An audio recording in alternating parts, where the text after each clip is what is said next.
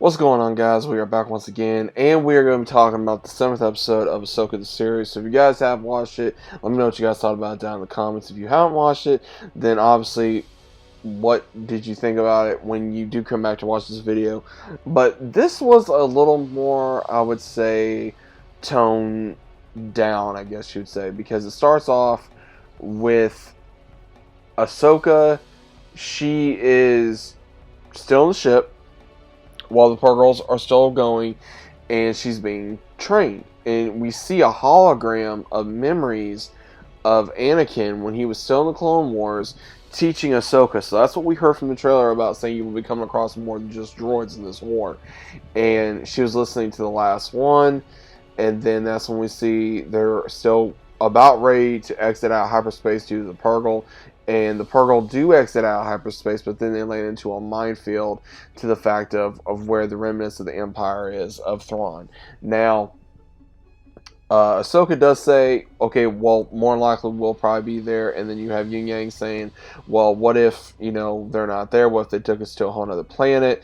And obviously Ahsoka's like, have faith, And then finally, we do see where Ahsoka has to use her skills to be able to get out of this minefield and being chased down by Imperial starfighters as well. While at the same time, Hera is dealing with, I'm just going to say, the idiots of the New Republic. I'm just going to say that because you have one senator that's thinking that she's crazy, that she needs to be court-martialed, and what happens is, right at the very least, when it looks like she's about ready to be court-martialed, you see where C-3PO comes in. From information that was given by Leia to give to him for her hearing, and what's really cool about this is, as he tells the court that she gave her permission, which, as Hera said, eventually she did. Now, I found that pretty funny. Now, we'll say that we even see the Chancellor go up to Hera and asking her, when did she give it to you? She says, yeah, eventually. And she says, well, how bad should I be worried about the Thrawn threat? And she said, we should prepare for the worst, which is true. Then we see, of course, where Sabine is hiding in a debris field from the fighters. We see where Thrawn is notified about it, and he's using the witches once again to be able to find Ahsoka.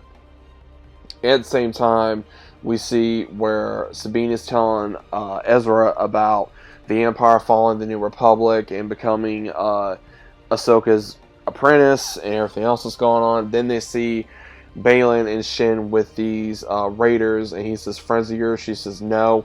So they have to go on the offensive. We kind of got this like horse Wild West type of space scene where Sabine's having to fight off the raiders as well as also help Ezra. And then we see where Shin is ordered to give notification to Thrawn and then be able to join the Empire. And she's like, well, what about you?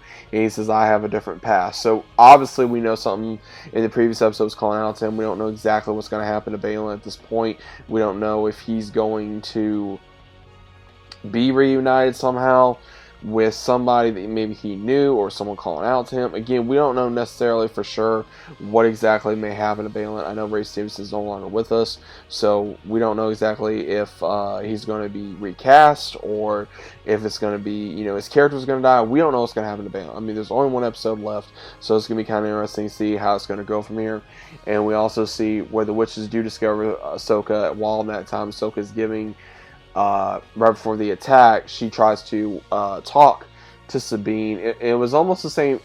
And if anyone says, oh, it can't happen, yes, it did. Because if you remember in Empire Strikes Back, when Vader was trying to reach out to Luke, and he kept saying Luke, and then Luke went father while he was in the Millennium Falcon, that was pretty much the same deal. So they have done this before.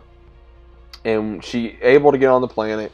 She tells Hu Yang to give her a diversion to where she can jump off the ship and go to Ezra as well as Sabine to help them out. Now, when she does this, she runs and she comes in contact with Baylan. They have one more fight.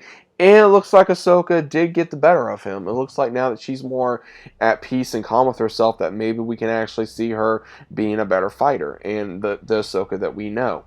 And what we also see is where Thrawn is ordered to give more gunships to go after Ahsoka's ship, as well as also order 2 drops of troops to be able to assist Shin and Baylan with Ezra and also Baylan. Now, this is what was the weird part, is Sabine tells Ezra after they have to huddle up together to fight, where she tries giving him a lightsaber. He doesn't want to take a lightsaber or a blaster. All he's wanting to use is his martial arts as well as the Force. Now, we see them take down the Raiders, and then here comes the Stormtroopers, and luckily that they were able to get help from Ahsoka just in time, due to her riding through and pretty much saving the day, and then fighting off the Stormtroopers, and then Thrawn sees this and orders them to retreat, while he was having enough time to fill up the Imperial ship with whatever he was loading for the sisters. Now, we do see where he's wondering where Baylan is. Now, she tells Shin, Ahsoka does, lower your weapon, give it to me, and I can help you.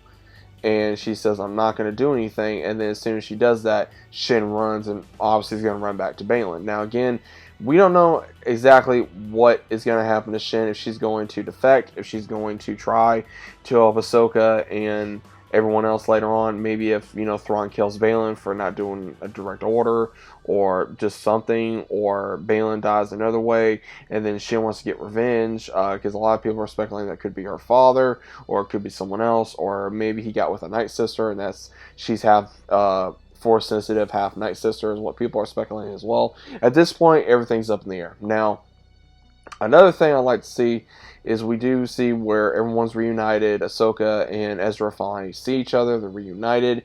But the one thing that's going to kind of bug me is, why exactly is Ezra not wanting to fight?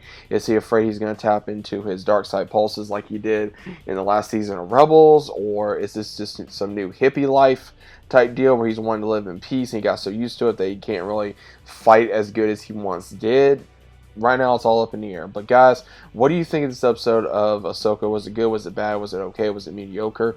What was your overall stance of it? Please let me know down in the comments down below. If you guys are new to the channel, always say about subscribing, leave a big fat like on the video if you guys enjoyed. And as always, I'm seeing you on the next one.